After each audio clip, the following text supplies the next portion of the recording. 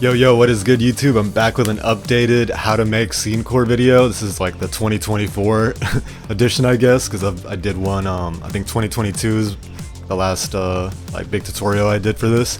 So yeah, I'm just going to show you guys a preview of the beat, and then I will try to break down every single sound, like why I used it, the effects on it, and yeah, just my like overall process. So yeah, let's just check out a quick preview of the beat.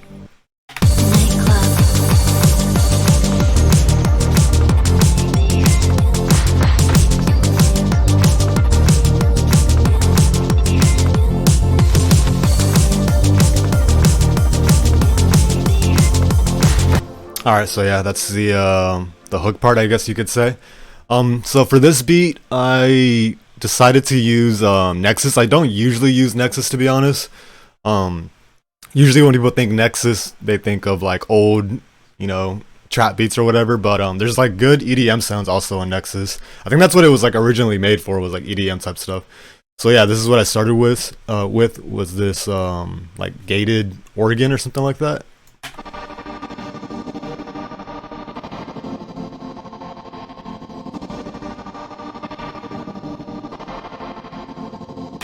Yeah, and on this I have only duck and an EQ, and duck is just it's like barely doing anything actually. It's just lowering the volume level there. It's just gating it, and then EQ, I'm just turning down a little bit of like the harshness that I hear, and some low end here, as you can see.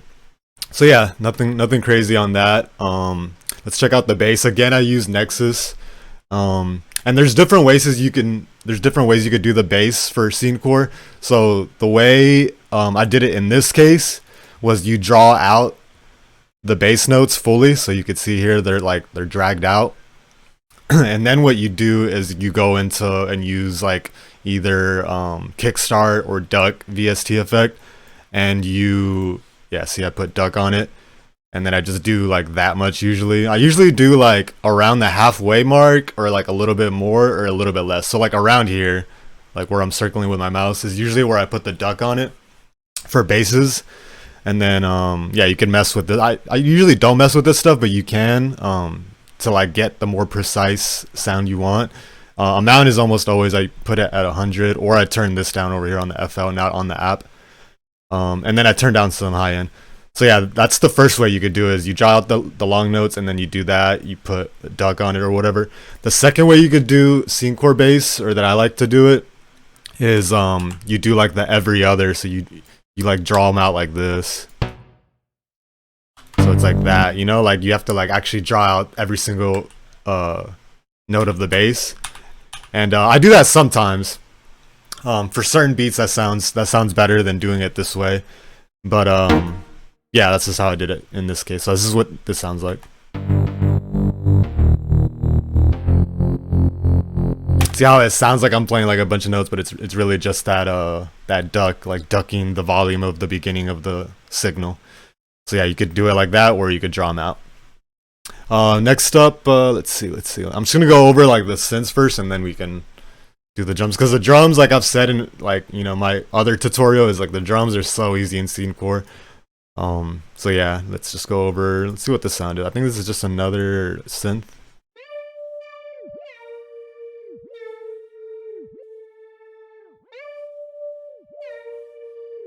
Yeah, and that's kind of just tucked in the background. On this specific SCENECORE beat, I don't know if you guys have heard some of my other SCENECORE beats, there's like a lot of synths and like lead sounds and stuff. This type of SCENECORE beat's more like low key. I think I made this earlier this year, or like the end of last year.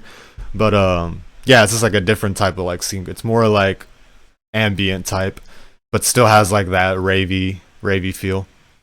So yeah, for this I just used this VST called filter, and it's literally just taking out all the high end, all the low end, just leaving a little bit of the in between. And I can show you guys what this sounds like without that. So see, it's like a lot louder. That makes it more low key. And then the second effect I use is Shaper Box. A lot of people use this. It's just like it's kind of like Gross Beat, just has a bunch of like different effects. So yeah, check that out. And then Pan Man. A lot of people have heard about this also. If you don't, it's just a panner. So what it's doing in this specific case, see how it's bouncing left to right on this effect. It's just moving the signal of the sound from my left headphone to my right headphone. So like listen, if you have headphones plugged in, you can hear this. If not, plug them in, or just you might still be able to hear it through your laptop actually.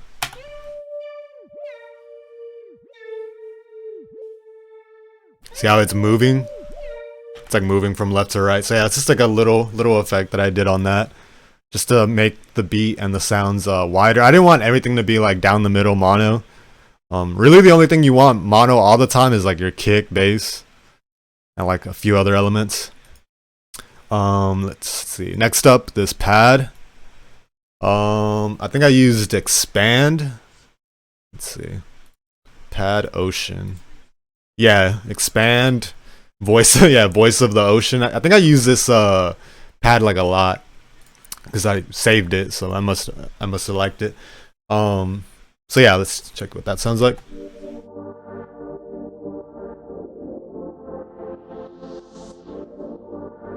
And again, I just have duck on this, and I'm taking out low end. The reason I took out low end on this is to open up more space for the bass. Usually pads are like filled with low end, so I wanted my my EDM bass to stand out more, so I took out some low end there. You don't always have to do this. Some pads are like perfectly fine, without it. It's just play it by ear, like every beat's different. All right, next up is this arcade VST, and this is like to like vocals or like weird effects. I use this for like background stuff. So yeah, this is what this sounds like.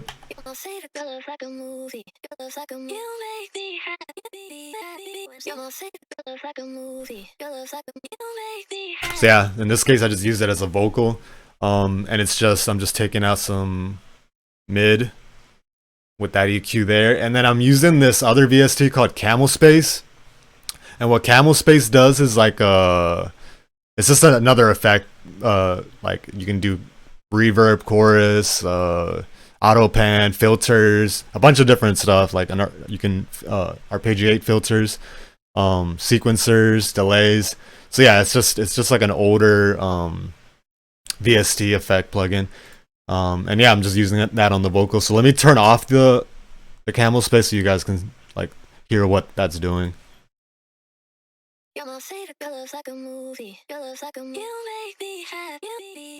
See, it's kind of like just clean regular vocals with it.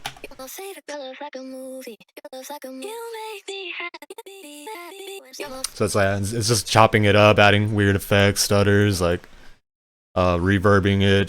Just gives it a different feel. So yeah, that's why I use that. Next up, these little sounds with delay.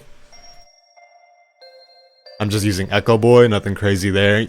Echo Boy's not stock, but you can pretty much use like delay 2, delay 3 on FL Studio or any delay plugin, and you can get this. It's just, I think it's 1/4 delay or whatever. Next up,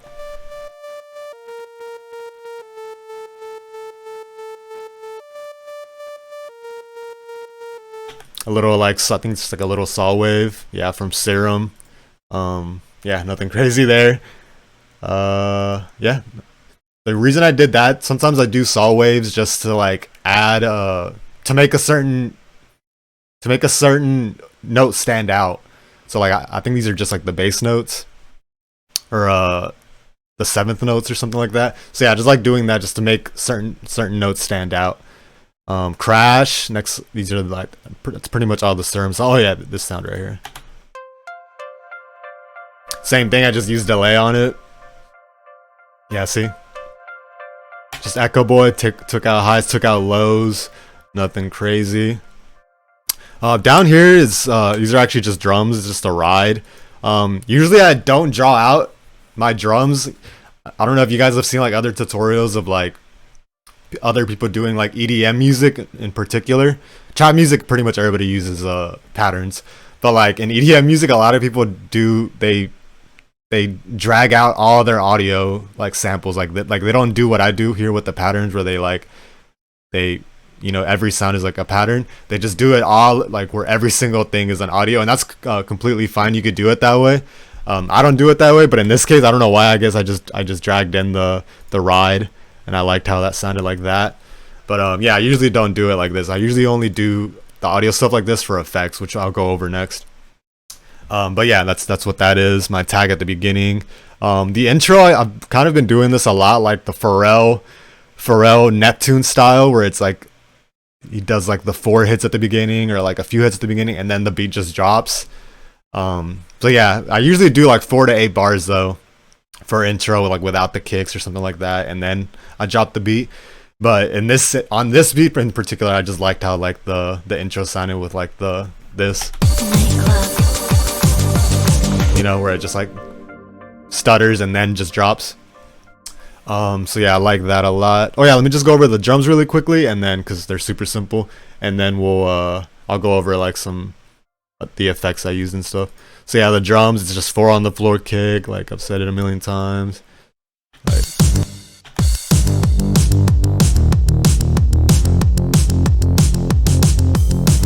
the ride. So yeah, super simple, nothing crazy. I didn't even use an open. I usually use like an open hat, but I didn't even use an open hat. I just used the closed hat and the ride. Actually, I did use an open hat, but it's part of like this little drum loop. So yeah, we'll go over these little effects I used and sweeps and stuff. That's like another, I guess, tip I could give is like really try to use like the effects crashes, the down sweeps, the white noises. Like go listen to like early 2000s like eurodance or like 90s eurodance, or even like even modern music now. Like people use a lot of like the ear candy stuff, like just like the little noises in the background every like 4 to 8. I'm not saying use it like constantly, but like, you know, every 8 bars, every 4 bars, every 16, like throw in little like sweeps and stuff. So like for example, right here at the end of my these 16 bars, I have this down sweep, so it goes like this.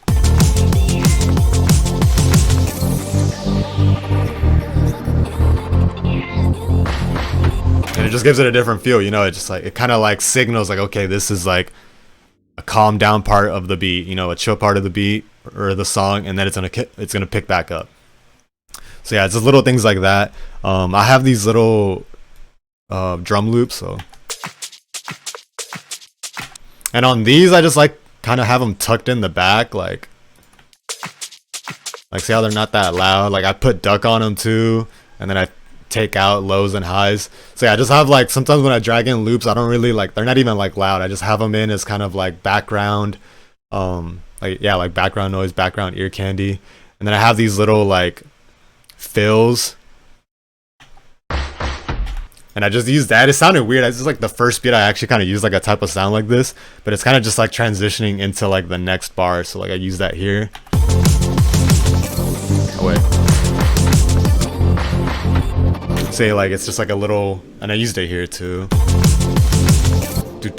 So yeah, I just use little sounds here and there to create, you know, differences throughout the beat, so everything's not so stagnant and the same. So yeah, intro here, used effects. So yeah, just try to use a lot of effects and different ear candy for your beats. I'm trying to think of other stuff that I missed. I'm trying to look at like my effects, but I think I pretty much got it. Oh yeah, right here, I use this a lot too, transient shaper. I usually use this on like a kick, and what this does is just adding like some saturation. It's making the kick just like hit harder, kind of. Turn up the highs on the kick there too.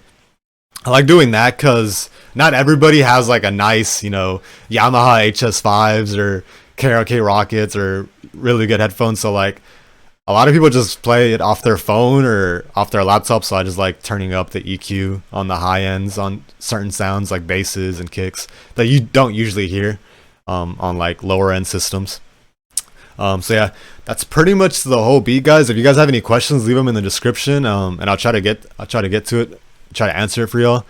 So yeah, thanks for watching. Hope you guys take it easy, and yeah, I'll see you guys on the next video. Later.